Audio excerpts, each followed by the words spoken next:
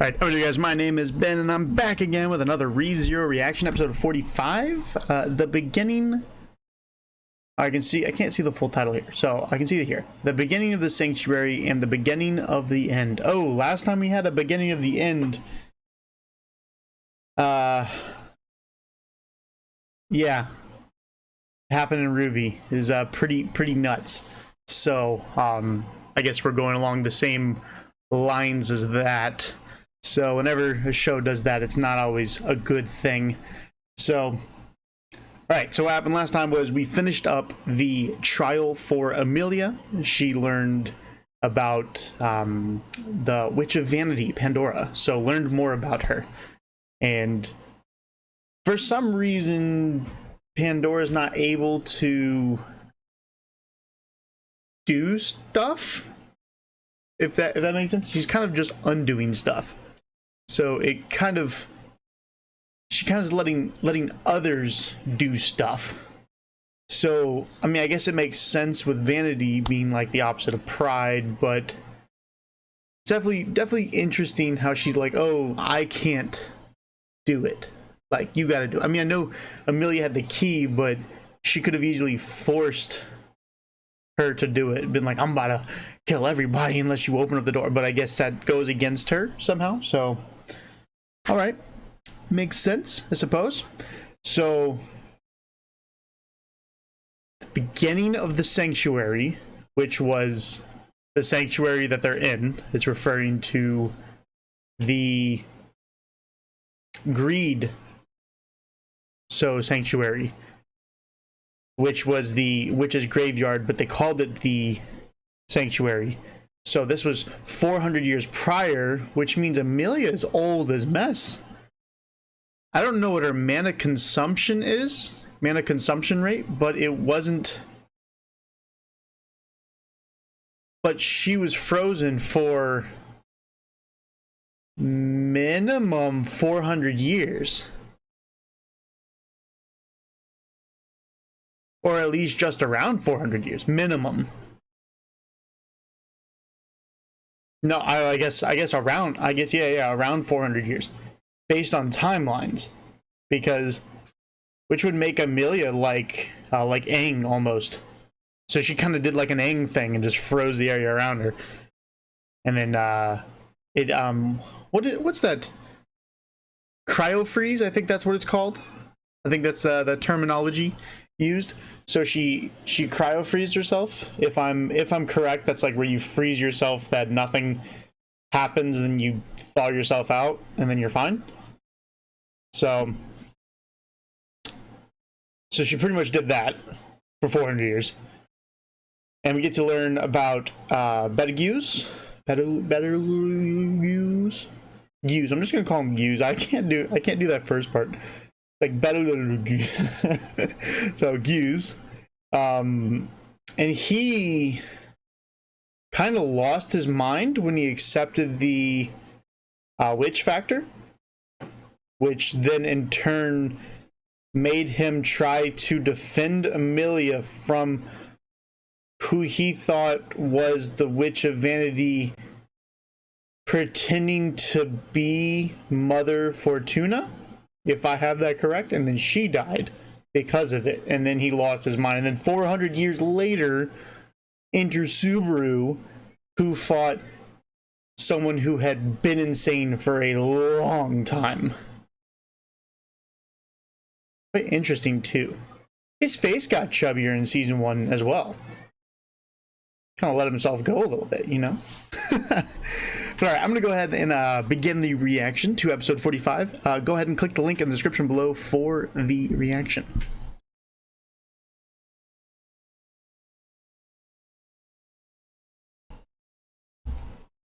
All right, so we had a pretty good amount of stuff going on this episode. So we had the backstory with Roswaal and Echidna. Oh my goodness, bro. This man fell in love with the witch. I feel as if it's definitely one-sided, in that in terms of greed, she would most definitely be choosing Subaru over Roswaal, because while Roswaal might be strong and powerful,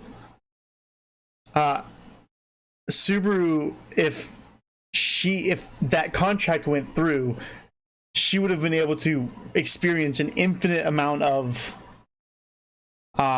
things, which is, in terms of greed, she wants experience and knowledge and stuff, she would be able to do all that with him. So, which means that the witches are, oh wait, no, I already knew that. The witches have been aware of, I just had a brain fart. The witches have been aware of every single reincarnation he had. So it's funny, it's cool to see that Roswell actually had the mana. What did he say? What did she say it was? She said it was something. The mana. God, kid, just going in, bro.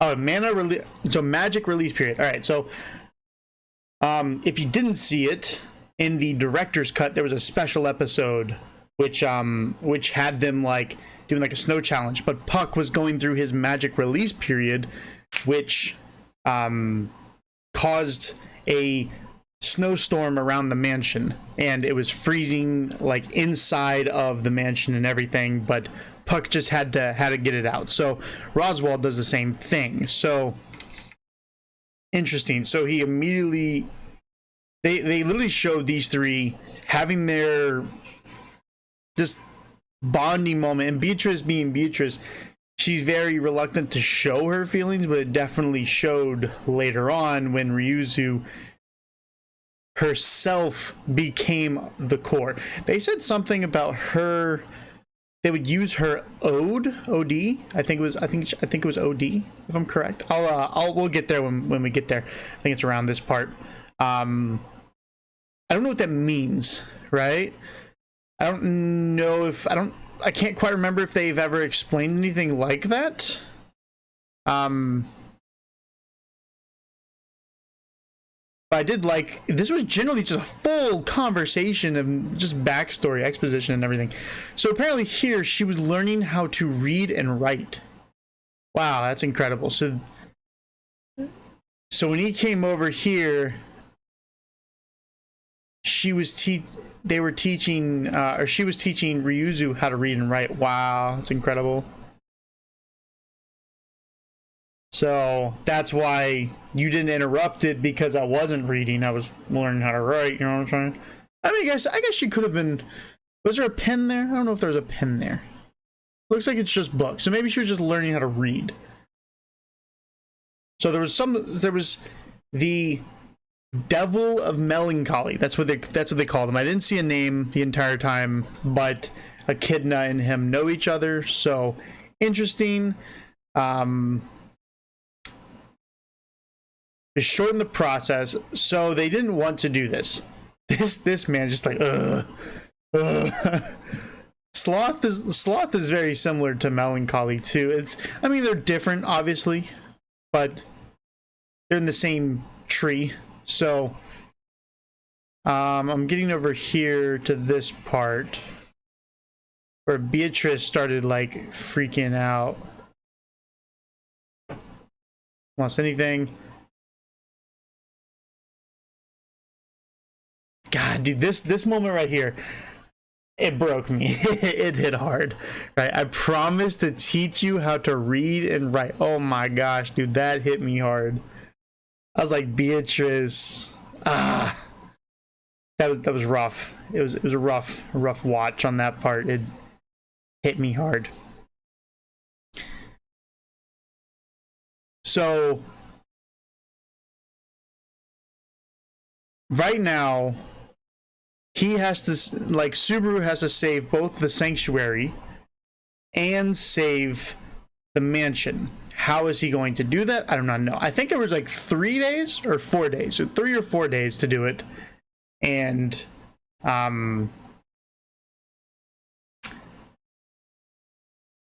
so Amelia has to finish all 3 trials, which Echidna said it wouldn't be hard. Then they have travel time, and then they have to get all the way back to the mansion, which I'm assuming it's probably going to be on a nail biter. So it's going to be like the last possible second that they get to the mansion, like as like that mob beast is about to like swipe on what's that little girl's name? Gosh, I'm so terrible with names. I don't remember her name, but the little maid who was the girl from the village. And then you'll just see Elsa just like ready to just swing on Beatrice. It's like, ugh. And then they'll get there like just in time. So they had this moment, and then you get to see Roswell like kind of angry. But they had a bet. Goodness. But then this part right here, very well done, bruh. So I like how they did this, because this is like his pose. Like we know that this is his pose. And he got it from, I think, his father, if I'm correct. But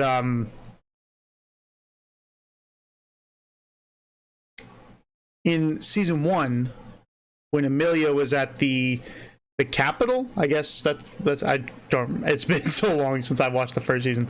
But the capital area, the kingdom area, he was inside and he declared that he was her knight. And then that's when he got into the fight with all the actual white knights. So he was white knighting in front of all the white knights. I was like, oh my gosh, the ultimate white knight. So, but this is really cool how they did this, because they showed them kind of being the same. Because you have Roswell, who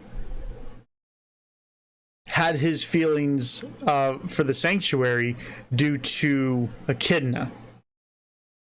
And then you had Subaru following his feelings for Amelia. And they're both conflicting, even though they could technically both just work together. I mean, I guess he could kind of just take I guess Echidna could just call on him, but I guess maybe he did that already, but then again, he hasn't been invited to the tea party. So how would Roswell be invited to the tea party so that he could see her again? You know? Like that's where I'm at right now. But so Amelia had her cry over Mother Fortuna, and then as she comes out, Ram is standing there. So goodness. I'm trying to think back, because it's been a while since I've watched the first episode, like a long time. So we know that the Archbishop of Greed erased the memories of or did like the white whale tactic on Rem, right? So what put her in that state? Is she just in a coma right now? Or is there some sort of magic putting her into a coma? Like did she get hit hard enough that she went into a coma? Or is there some sort of magical something or other placed on her that she's in a coma? Like that's kind of where I'm at right now. I'm trying to figure out what was done, because we know she's in like a coma and no one knows who she is because the white whale tactic was done on her. So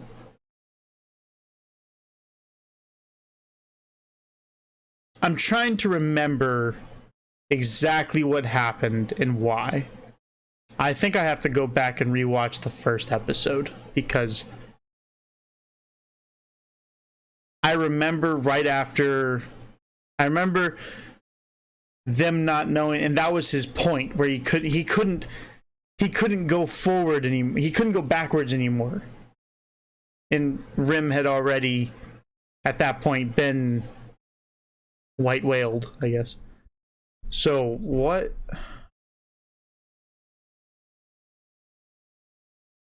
I'm trying to remember why they're here in the first place.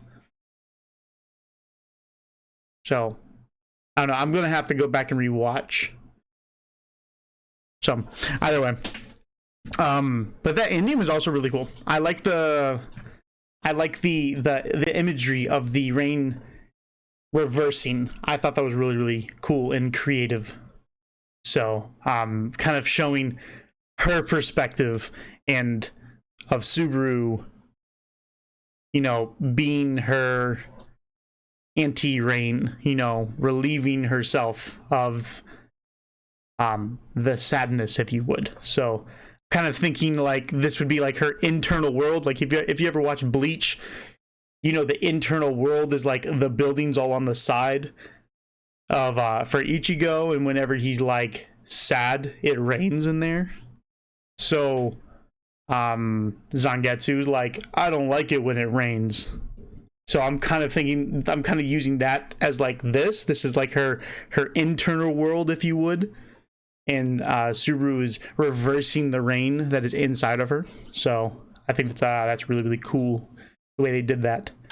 All right, that's about all I have for this one. Right, I'm really interested to see this this Devil of Melancholy more, and what other sort of cool things that we have. You know, I mean, we obviously have the Witch of Vanity and the Devil of Melancholy, who knows Echidna. So it's like, what other sort of strange characteristics are they going to bring to life in a person? You know, it's interesting. Other than that, I'm gonna go ahead and move on. Right? If you guys would like to support me, like, comment, subscribe, and check out all the other videos I have. I do other shows, so check them out. And click the links in the description below. That'll really help me out. Other than that, I will see you all in the next one.